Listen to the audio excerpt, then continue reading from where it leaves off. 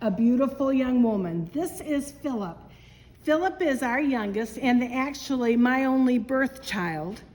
And he married a wonderful woman. I cannot tell you how happy I am that he chose Becca. And they have 3 children, Bryson, Maddox, and not yet 3 months old Baylor. So I'm going to tell you that this is not a perfect family, and we know that because this child came out of this family, not a perfect family, but a loving family. And every decision they make is because of their love for the Lord and the love for their children. And I'm just, when you have grandchildren, you love them so much, it's good that you know that they're in good hands and they're being well cared for. And it's beautiful to observe. So I want you to take a good guess. I want you to look at these 2 kids. Now, we know it's not Baylor. I told you about Baylor coming and how his name is Baylor Shaler and all that stuff. He just was born. But which one of these 2 kids do you think was adopted? All right, if you think it was this one, raise your hand. All right, if you think it was this one, raise your hand. All right, it's about half and half, and most of you are abstaining, trying to be nice. I get that. Which one of you was adopted? Me. Yes, this one right here. I remember the day that I went to Binder Park Zoo and got to meet him for the first time. He was 5 years old, and that very first day, he was only spending weekends with them at that time. They were getting adjusted to being together, and he was ours. He didn't live with them yet. He didn't have the Shaler name yet, but he was ours, and he's been ours ever since. What? His head's up to your neck. Yes, Maddox explained that he lands up to my neck. He does. He does. He turned 9 yesterday. So Becca, can you find a microphone and tell us how it is that you started thinking about this child being a part of your family? So I teach preschool in Portage, Michigan, and so there's 3 classrooms, and Bryson was in a different classroom.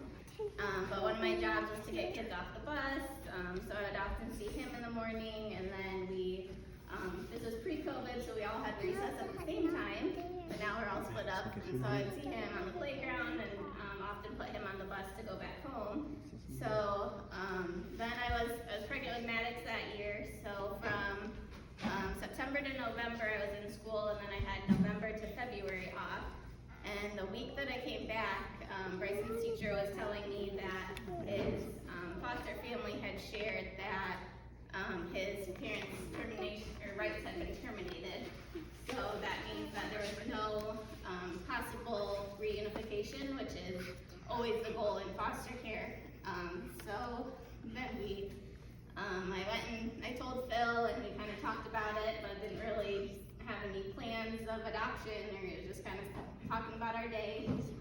And then the next few weeks, I just kept hearing things like on the radio about adoption, or people just coming and telling me stories, and so then we just talked about it more, and then just went from there. We went to some meetings to get more information, but it was definitely the quickest process that we've ever gone through, and the social worker said it will never be this quick or easy again.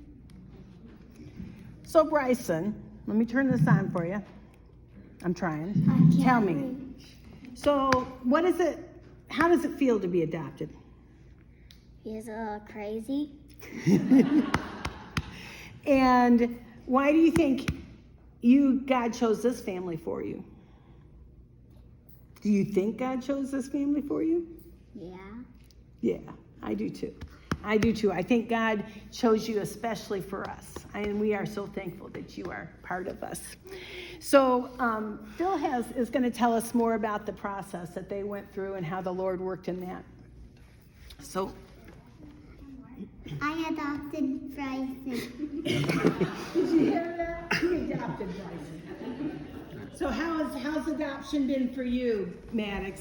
Has it been okay? It's been good? Okay. Come on, guys. Let's come back over here. You can sit down or you can stand next to your parents. Either way. or you can come sit with me. So yeah, my story started when Becca came home that day and said that she wanted to adopt a kid that was in her program, not her class, but her program. And so we started praying about it and thinking about it. We also started researching how that process works. It's something that I had always kind of wanted to do. I grew up a foster brother to a lot of kids, so adoption was something that was close to my heart. And so we found out there's two main adoption agencies in Kalamazoo. And both of them told us the exact same thing, that even though we knew the name and we knew that his rights had been terminated, they told us that they can't confirm nor deny any kid is in foster care, so they can't help us with anything. So it kind of ended right there. We were kind of lost. We were still, again, praying for what to do, and I felt really convicted to start reading the Bible. I wanted to read it from start to finish, and so we had about 2 months of silence there, and I got into Exodus, and I was reading, and you hear God tell Moses that he's the God of Abraham, the God of Isaac, and the God of Jacob. And I heard God telling us that not only does he keep his promises, and not only is he always in control, but he remembers us by name. So while the world gave us silence, he was yelling that he remembers me and he remembers Bryson. So then we got lucky enough, we actually met his foster mom, and she was able to tell us exactly where they're at in the process. She was able to get us to his actual guidance counselor and really start the paperwork for that. So that kind of gave us a direction and a path as we were looking for all of that. So, but when we first met with the adoption agency, they kept on telling us, you can't pick your own kid. You get approved, and they'll match you with the kid, but you can't just choose who you want to adopt. When we went to only adopt Bryson. But by that point, I was confident this was God's will, and I just kind of said, God's going to show his glory through this experience. And so as we went through the process, the conversation stopped being from you can't choose your own kid to they start saying, we've never seen anything like this, that nobody's ever gotten approved to be a foster parent and an adoptive parent within 6 months or so. So we did all that, and then one other thing that happened that was really a God sign is the very first time we met Bryson, we went to a park, and it went absolutely perfect. He ran up to me, he let me pick him up, throw him in the air, we went on swings and stuff, and their foster mom even told us that he has a really big anxiety about being thrown in the air and stuff. He doesn't let anybody do that, but he was letting me do that for him, and everything went perfect. Then our second meeting with him, we took him to a place that has mini golf, arcades, bowling, all that kind of stuff, and it was probably the worst meeting we've ever had.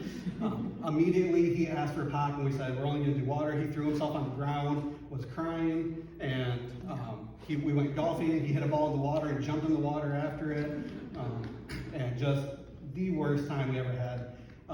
And we joke about this now, but if that meeting had been our first meeting, we probably would have stopped the adoption agency right there. We would have stopped doing it. But because we had that assurance in the first meeting, knowing that it was meant to be, that it was God's plan, that gave us the ability and courage to go forward with it. And so God was with us literally from beginning to end through the process of adoption. You can go sit down with your parents. Thank you, Phil. Thank you, Becca and Maddox and Bryson. And we're